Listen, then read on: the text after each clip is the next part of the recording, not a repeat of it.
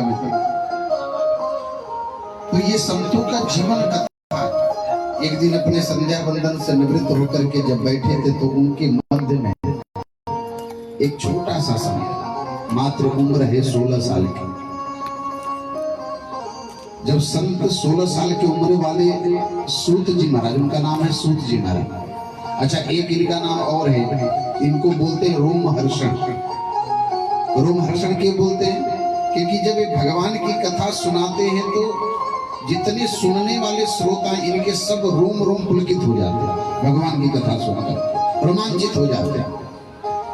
अब मान लो कहीं बढ़िया भजन चल रहा हो है? और डांस करने वाला व्यक्ति हो तो डांस वाला ट्रिक सुन के नाचने लगता है अपने सुन के। तो ऐसे ही ये जब कथा सुनाते थे तो भक्तजन रोमांचित हो जाते, इसलिए इनका नाम एक पड़ेगा रोमहर्षण। जब ये पहुंचे उन संतों के बीच में तो सारे संत खड़े हो गए, बोले महाराज बहुत बड़ी कृपा करिए आप।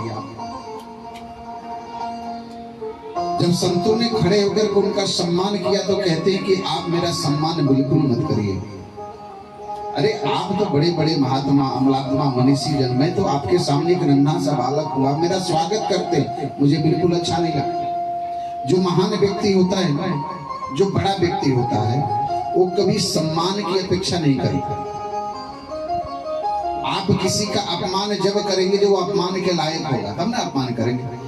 अब जैसे मैं आपके घर आया और आप सोचो कि मैं अपमान कर दूं तो मेरा अपमान नहीं हो सकता। कारण क्या है? क्योंकि मैं उस अपमान को स्वीकार ही नहीं करूंगा। अब जिसका कोई अपमान का स्वीकार कोई अपमानित कर नहीं सकता। तो जब मैं स्वीकार नहीं करूंगा तो किसका अपमान हो गया? वो आपका अपमान हो गया। सुनिए, तो सूत जी महाराज कहते हैं कि आप सब इतने बड़े बड़े महात्मा मेरा स्वागत करते मुझे अच्छा नहीं लगता। तो सारे महात्मा कहते हैं महाराज मैं आपका स्वागत नहीं कर रहे, आपके अंदर जो कोटि सूर्य के समान ज्ञान का प्रकाश है उस ज्ञान का हम स्वागत करते हैं। कृपा करके हमें भगवान की ऐसी निर्मल कथा सुनाइए। कैसी कथा? व्रतेन तपसा किंबा प्राप्तये वांछितं फलम।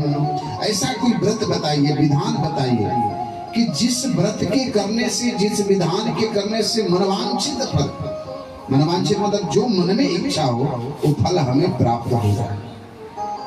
अच्छा, ये संत क्यों कह रहे पता है? ये संत जानते हैं कि आने वाला युग क्या है? कलयुग है।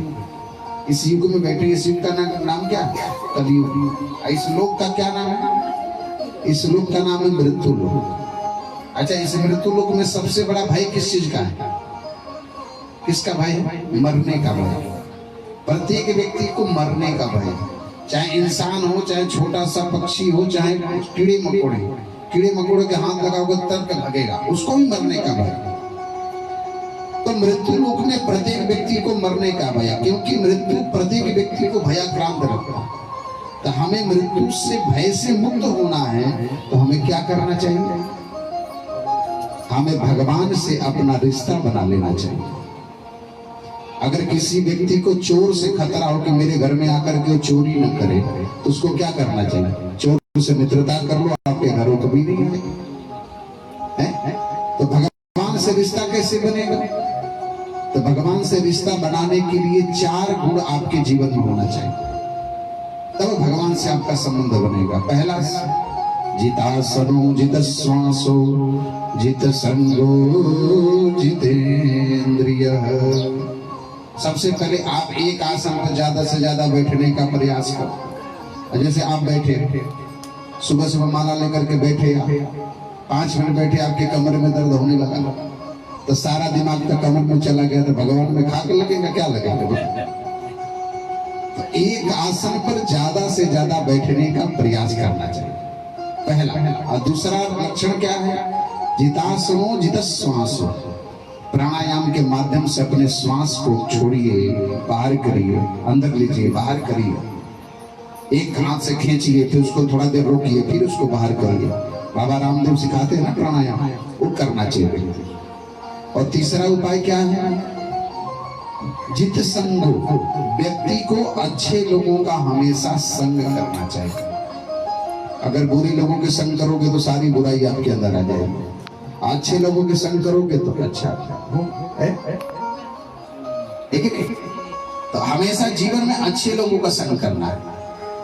और चौथा चीज जितेंद्रिय, अपने इंद्रियों पर विजय प्राप्त करना है। अब इंद्रियों पर विजय कैसे प्राप्त होगा? मन कहेगा मुझे अभी रसगुल्ला खाना है और जेब में पैसा ही नहीं, फिर क्या करो? मन कहेगा मुझे मनाली घूमने जाना है, जेब में किराया ही नहीं, क्या करो? तो अपने इंद्रियों को बस में रखना है कि देखना इंद्रियों के न घोड़े भगे, इस पे हरदम ये संयम के कोड़े पड़े। मन को हरदम सुमार्ग पर लाते चलो, कृष्ण गोविंद गोपाल गाते चलो। तो हमको चार चीज करना है। सभी संत महात्मा कहते हैं कि आने वाला युग कलयुग, कलयुग के प्राणियों को देखकर के मन में बड़ा चिंता होता है कि ये लोग भगवान के लिए समय निकालते हैं। इस कलयुग में एक व्यक्ति की उम्र कितनी है पता है आपको? 50-100 वर्ष। कितना है? 100 वर्ष। इस कलयुग में प्रत्येक व्यक्ति की उम्र 100 वर्ष है। लेकिन आपको सच बताऊं, हम 100 वर्ष में 50 वर्ष तो सोने में निकाल देते हैं, क्योंकि 12 घंटे की रात्रि 12 घंटे का दिन, तो 50 वर्ष तो सोने में निकल गया हमारा। अब बच्चे कितने? 50 वर्ष। 5 वर्ष हमारा बचपन में निकल जाता है। लालयत पंचवर्ष, 5 वर्ष हमारा बचपन में निकल गया। और 5 वर्ष के बाद में 10-15 वर्ष शिक्षा दीक्षा में निकल जाता है, पढ़ाई लिखाई में निकल जाता है। 20 वर्ष के बाद हो गए तो माता पिता को चिंता होती है कि हाथ पीला कर दें इसका। फिर शादी हो गई, घरवाली आ गई, फिर घरवाली का आज्ञा का पालन करते रहो। फिर बच्चे हो गए, बच्चों को पढ़ाओ लिखाओ, ऑफिस मकान दुकान, सारा उम्र बीत गया। अभी भगवान के लिए क्या बचा? कुछ नहीं। इसलिए कहते हैं, शास्त्र कहता है कि बुढ़ापे की भक्ति नहीं है, भक्ति में भी जवान लोगों की जरूरत है। अब किसी की कमर टेढ़ी हो जाए, घुटने में दर्द, कहो कि केदारनाथ चला जाएगा? कभी नहीं जाएगा। इसलिए शास्त्र कहता है कि भक्ति का प्रयास बचपन से ही करना चाहिए। बचपन से। गुरु जी महाराज की उम्र कितनी थी? 5 वर्ष की। अब 5 वर्ष, जो बड़े बड़े महात्मा भगवान को लाखों वर्ष तपस्या करके नहीं मिल पाते, गुरु जी महाराज ने मात्र 6 महीने में भगवान को प्रकट कर दिया। लेकिन मन में भाव क्या था कि जिंदगी की डोर सौंप हाथ दीनानाथ के, अरे महलों में राखे चाहे झोपड़ी में वास दे।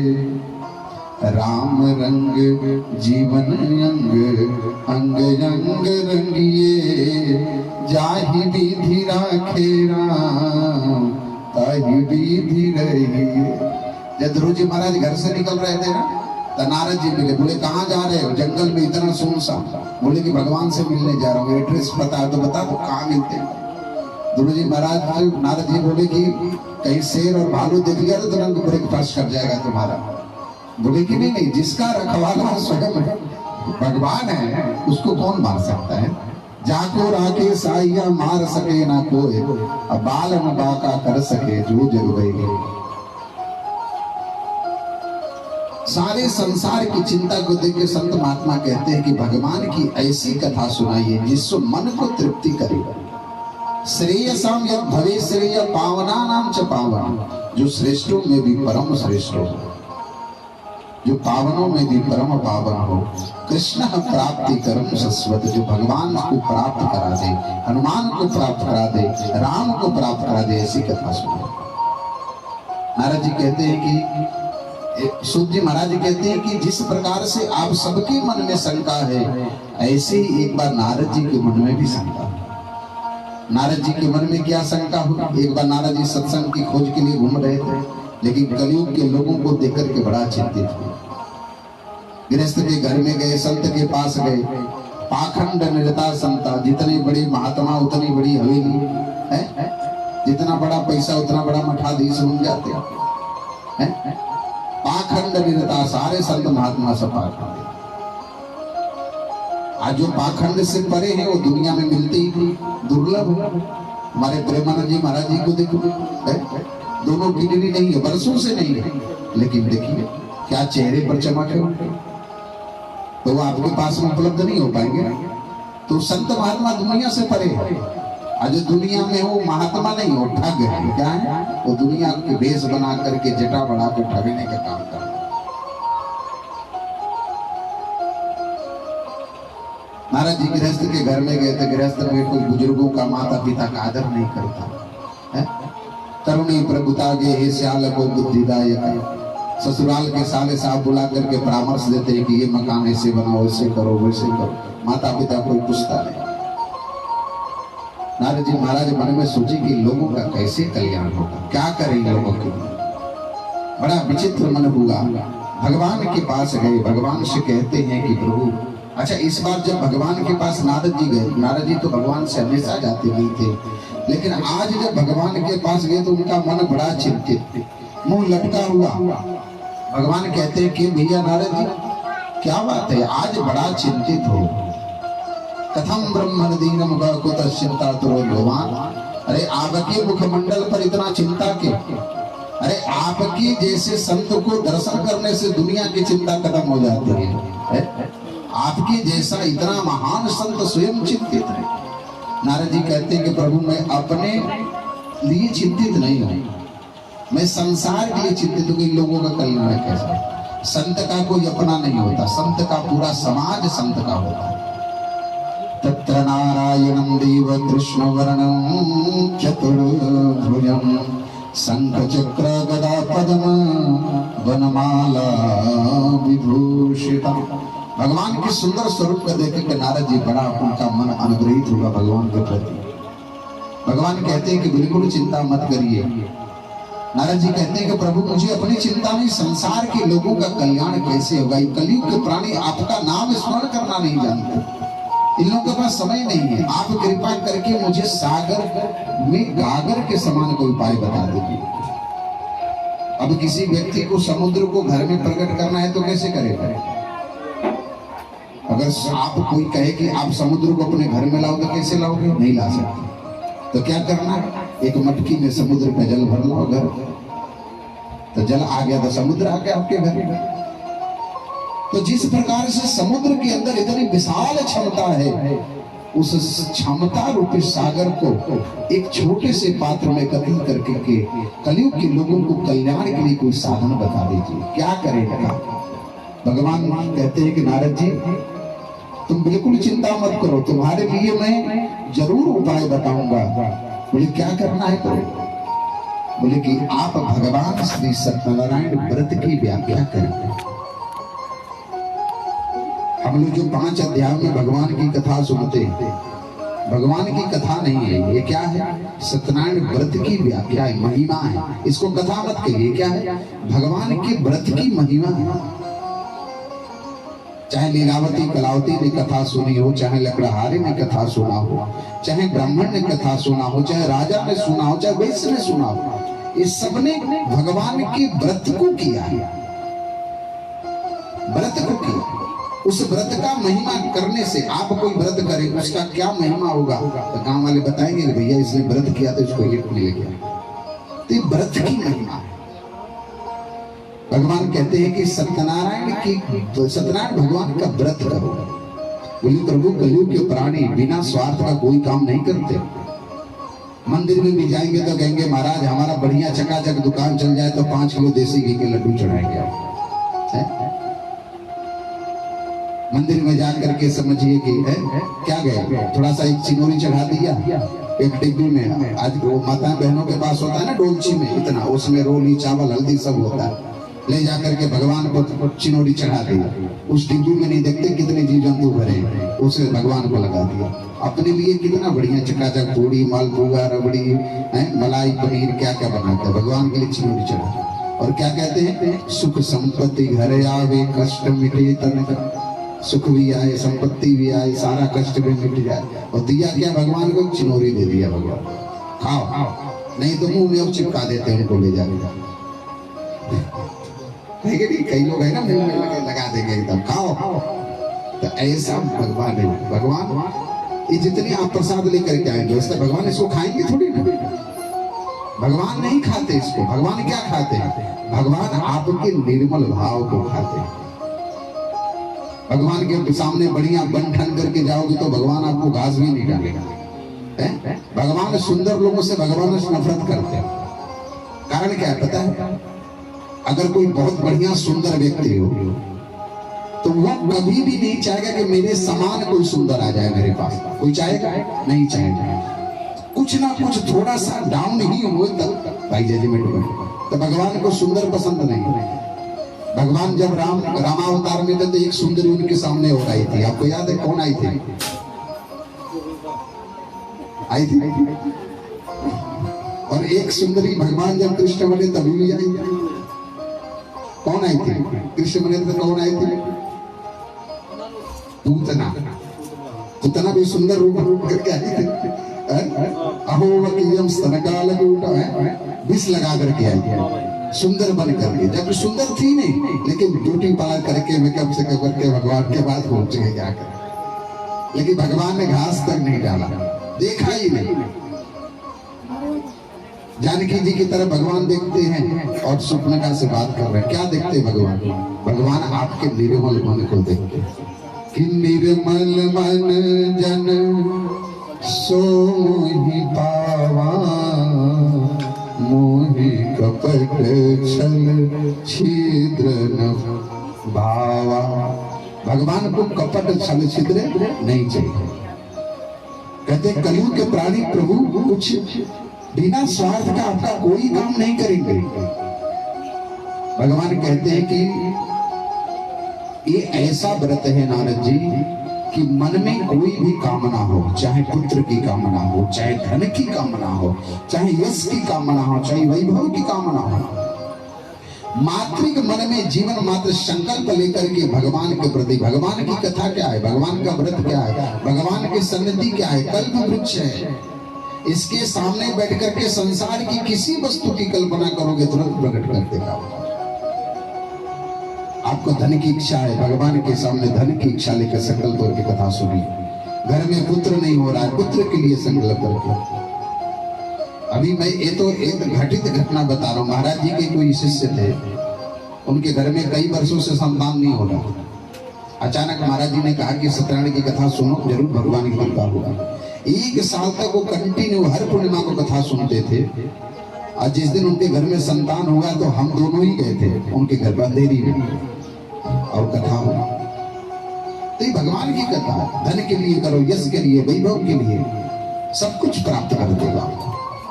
नारद जी बोले महाराज इसका कोई नियम बता दीजिए, कैसे सुने कथा को। देखिए भगवान की कथा के लिए कोई मुहूर्त नहीं होता, कोई तिथि नहीं होती, कोई बार नहीं होता। जब मन में आ जाए भगवान की कथा वहीं से चालू करो। पूर्णिमा का समय निर्धारित भगवान की कथा का है, लेकिन सायंकालीन बेला में कथा सुनने का यश फल ज्यादा मिलता है व्यक्ति को। योग्य ब्राह्मण को, विद्वान ब्राह्मण को लाकर के कथा सुनना चाहिए। ऐसे नहीं कि मुंह में 5 किलो गुटखा भर कर कथा सुना। ऐसे ब्राह्मण से कथा सुनना भी दोष लगता है। शास्त्र कहता है कि ऐसे ब्राह्मण से कथा, ब्राह्मण क्या बना, जो ब्राह्मण दान लेता है वो ब्राह्मण के लिए तो क्या कहा गया पूछिए, लेकिन जो यजमान दान देता है उसका भी गति बहुत बुरी होती है। तो योग्य ब्राह्मण को ही बुला के कथा सुनना चाहिए। विशुद्ध ब्राह्मण हो, वैदिक कुल में पढ़ाई लिखाई किया हो, व्यक्त हो, विशुद्ध वैदिक परंपरा से लोग वैष्णव ब्राह्मण से कथा सुनना चाहिए। कथा करवाएं तो अपने आस पड़ोस के लोगों को एकत्रित करें। कदली में वसंभूतम, ये सब फल फूल इत्यादि भोग मिष्ठान की व्यवस्था करें, सुंदर कीर्तन करें। उसके बाद में ब्राह्मण को यथार्थ सम्मान दक्षिणा दे करके, आशीर्वाद लेकर के उनको गंतव्य के लिए प्रस्थान करें। बोलिए सत्यनारायण भगवान की जय।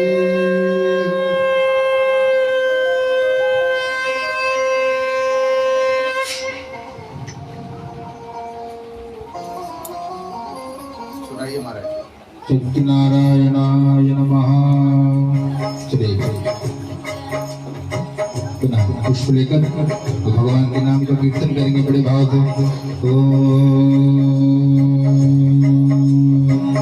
वृंदावन प्यारो वृंदावन, वृंदावन प्यारो वृंदावन, वृंदावन प्यारो वृंदावन, वृंदावन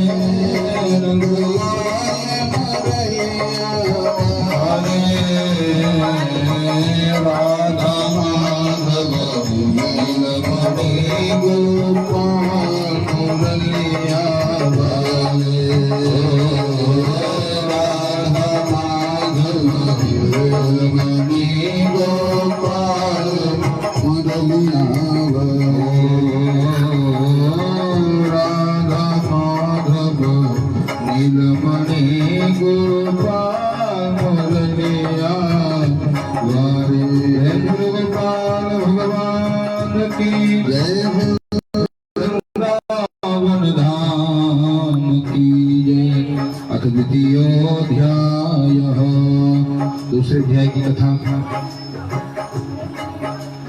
पश्येत् काशीपुरे रम्ये यासीत् विप्रोति निर्धना सुगन्ध्या व्याकुलो भूत्वा नित्यं बभ्राम भूतले दुःखितो ब्राह्मण दृष्ट्वा भगवान् ब्राह्मण प्रिया भगवान् ब्राह्मण प्रिय भगवान् ब्राह्मण प्रिय। दूसरे अध्याय की कथा। ऋषियों ने पूछा कि हे महाराज, आपने सत्संग की महिमा बताई, कथा की महिमा बताई, व्रत की विधि बताई, लेकिन हमने सुना है कि भगवान ब्राह्मणों से बहुत प्रेम करते हैं। तो क्या कभी किसी दीन दुखी ब्राह्मण पर प्रभु ने अपनी कृपा की है? भगवान का नाम सुना है हमने दीनानाथ, तो क्या कभी उन अनाथ पर, उन दीनों पर भगवान ने अपनी कृपा बनाई है? तुमको बताइए। सूर्य महाराज ने कहा कि हाँ, एक कथा मैं आपको बता रहा हूँ। ये जो कथा है इसमें भगवान दीन बंधु कैसे हुए, दीनानाथ कैसे बने, ब्राह्मण प्रिय कैसे बने, उसकी महिमा है। कहा महाराज संक्षेप में बताइएगा, कलिकाल में समय का अभाव होगा। विस्तृत कथा के लिए तो श्रीमद् भागवत जी है, 7 दिन बैठ करके रोज 4 घंटे। पहले विधान था कि रोज 4 घंटा सवेरे और 4 घंटा शाम, प्रतिदिन 8 घंटे, ऐसे 7 दिन कथा हो तब जाके कथा पूर्ण होती थी। अब धीरे धीरे समय कम होने लगा तो 4 घंटे संध्या को करने से कथा होने लगी। अब तो 2 घंटे रोज हो रही है तो भी कथा पूर्ण कर दे रहे हैं। आगे समय आएगा कि 1 दिन में भागवत हो जाएगी, हाँ, समय कम होगा। लेकिन तब कहा ऐसी कथा जो वही जो महाराज ने आपको बताया क्या कि गागर में सागर वाली कथा, कि सागर का जल उसी गागर में आ जाए। छोटी सी कथा जिसमें समस्त शास्त्रों का, पुराणों का सार हो, बता दीजिए। और वही है भगवान सत्यनारायण की कथा। काशी में एक ब्राह्मण देवता नाम है शतानंद। नाम शतानंद है लेकिन जीवन में कोई आनंद नहीं। क्यों आनंद नहीं? क्योंकि जीवन में भगवान नहीं है, परमात्मा नहीं है। जब तक जीवन में परमात्मा नहीं है, जीव को आनंद मिलने वाला नहीं है। संत बताते हैं कि श्री कृष्ण बिना आनंद नहीं, श्री राम बिना विश्राम नहीं। अगर आपको विश्राम चाहिए तो राम जी की शरण में आना पड़ेगा। अगर राम की आवश्यकता है, आराम की आवश्यकता है तो आराम की शरण है। और बिना भगवत शरणागति प्राप्त किए जीव का न जीव को मुक्ति मिलेगी न जीव को मुक्ति मिलेगी। ब्राह्मण देवता के जीवन में दुख है। नित्यम बभ्राम भूतले, नित्यम बभ्राम, प्रतिदिन इस धरा पे भ्रमण कर रहे हैं। क्यों? तो भिक्षार्थम, भिक्षा के लिए भ्रमण कर रहे हैं, कुछ नहीं मिलता। तो एक दिन मार्ग से गुजर रहे थे और उन्होंने श्रवण किया कि भगवान की कहीं सेवा हो रही है, कथा हो रही है, सत्संग हो रहा है। बैठ करके एक घड़ी सत्संग श्रवण किया और उससे ये समझ गए कि जीवन में बिना परमात्मा के कल्याण होगा नहीं। तो वहां से एक सूत्र लेकर चले आए और उस सूत्र का नाम था क्या?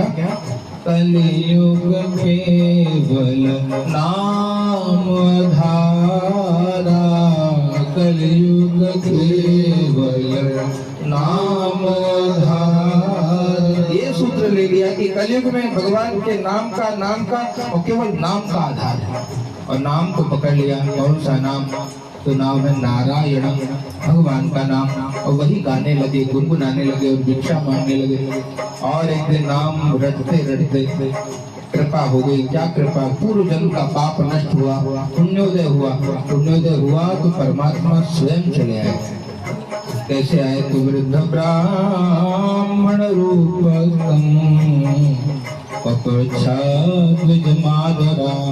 बूढ़े ब्राह्मण का रूप लेकर भगवान आते हैं।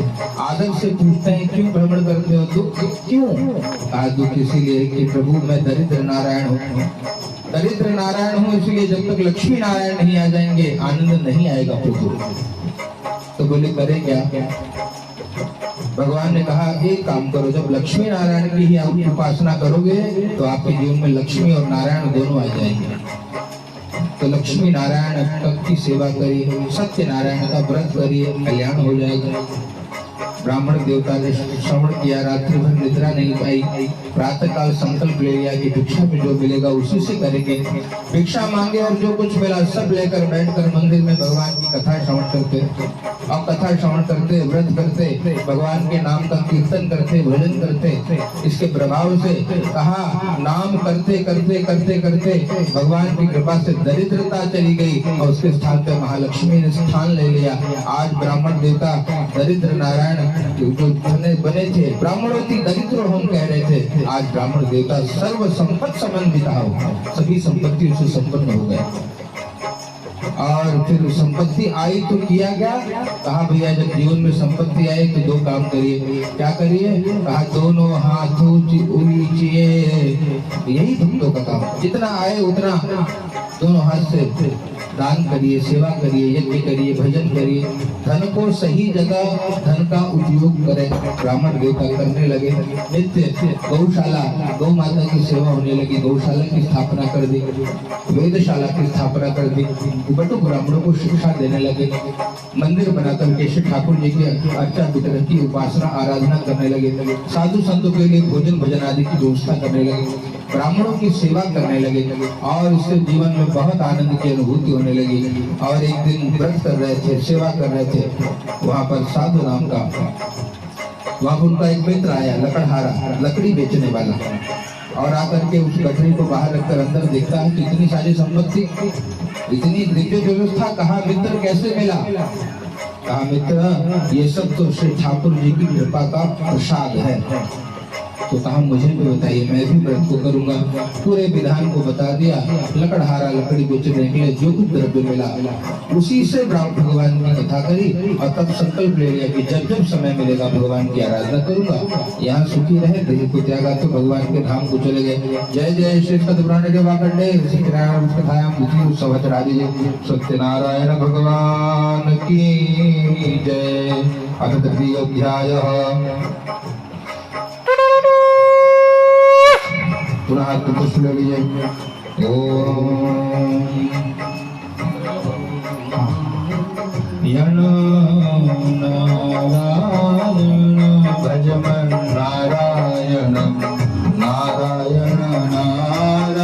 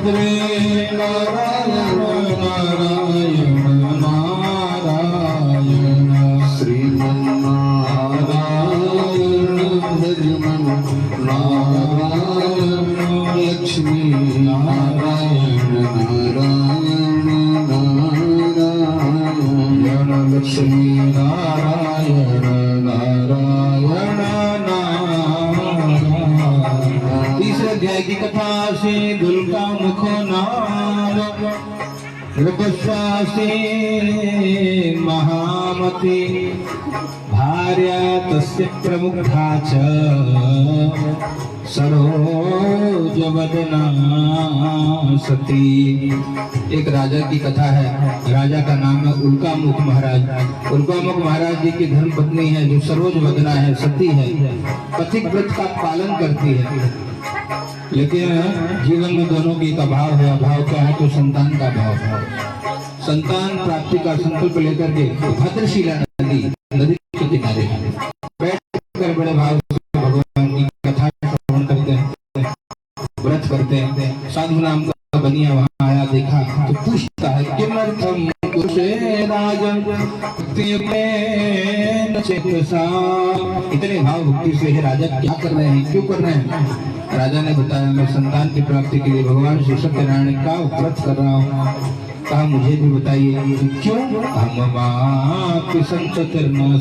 मेरे पास कोई संतान नहीं है और आपकी बात को सुनकर के विश्वास हो रहा है कि मुझे भी इस कृपा मिलेगी।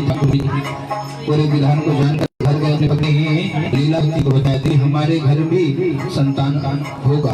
कैसे? भगवान के नाम के प्रभाव से। नाम बताया, क्या नाम भगवान ने कहा? सत्यनारायण। तो सत्यनारायण सत्यनारायण सत्यनारायण इस नाम का जप करने लगे और संतों ने मनोती मान ली कि संतान होने पर पूजन करेंगे, भगवान की कृपा होगी। दशमेवासि वै तस्या कन्या रत्नमजायत। 10वें महीने में बेटी का जन्म हुआ और कलावती नाम रखा। पत्नी ने कहा किमर्थम न करिष्यति पुरा संकल्पितम, जो आपने व्रत का संकल्प किया था क्यों नहीं कर रहे हो? कहा विवाह समय तस्या, द्रव्य बहुत खर्च हो गया देवी। तो बिना धन के अगर हम सेवा करेंगे तो लोग कहेंगे भैया जगत का व्यवहार तो बड़ा बढ़िया कर रहे हैं, भगवान के लिए वही दरिद्रता। तो हम दरिद्रता नहीं करेंगे, हम बढ़िया से पूजा करेंगे। बोले कैसे करेंगे? कहा धूमधाम से करेंगे। कब करेंगे? कहा विवाह समय, जब मेरी ये छोटी कन्या हमारी विवाह के योग्य होगी, एक साथ धूमधाम से बढ़िया मंडप बना करके व्यासपीठ का आयोजन करके व्यास जी को बुलाकर और दिव्य कथा का रसपान करेंगे। देवी इतने में गदगद हो गई। हाँ बहुत बढ़िया। समय बीतने लगा धीरे धीरे। अब वो कन्या एक दिन जब वो व्यापार करके पुनः आया तो बेटी को विवाह के योग्य देखा। और विवाह के योग्य जब उसने बिटिया को देखा है प्यारे, दूतों के साथ मंत्रणा करी, श्रेष्ठ हमारा अगर कोई हो तो बताइए। दूतों ने कहा कांचन नामक नगर में सुंदर पुत्र है। धूमधाम से विवाह भी किया, लेकिन ततो अभाग्यवशातेन स्मृतम व्रतम उत्तम, भगवान का व्रत करना भूल गए। और जब भूल गया तो ये माया ने फिर खेल प्रारंभ किया। इसलिए संत बार बार चेतावनी देते हैं क्या? ओ काहे माया में भुलाए बड़ा तोता हो, तोता छोड़ के जाएगी पड़ी। काहे माया में भुलाए बड़ा तोता हो, तोता छोड़ के जाएगी पड़ी। काहे माया के भुलाए बाड़ा तोता हो, कोठा छोड़ के जाए के पड़ी।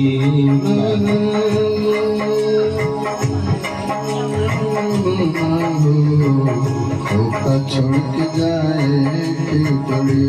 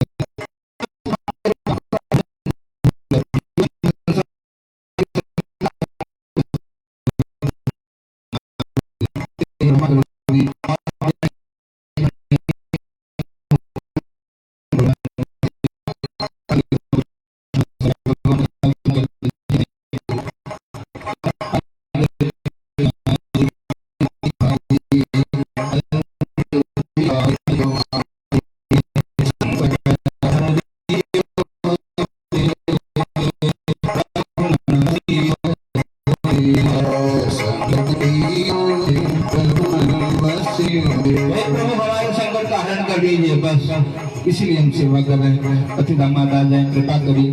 भगवान ने कृपा करी, वहाँ वहाँ के राजा को दर्शन दिया, शीघ्र दोनों को मुक्त कर दो। राजा ने जो धन लिया था दोनों करके सम्मान पूर्वक विदा किया। प्रेम से बोले सत्यनारायण भगवान की जय हो। अथ चतुर्थोध्यायः। चौथे अध्याय की कथा में प्रवेश करिए।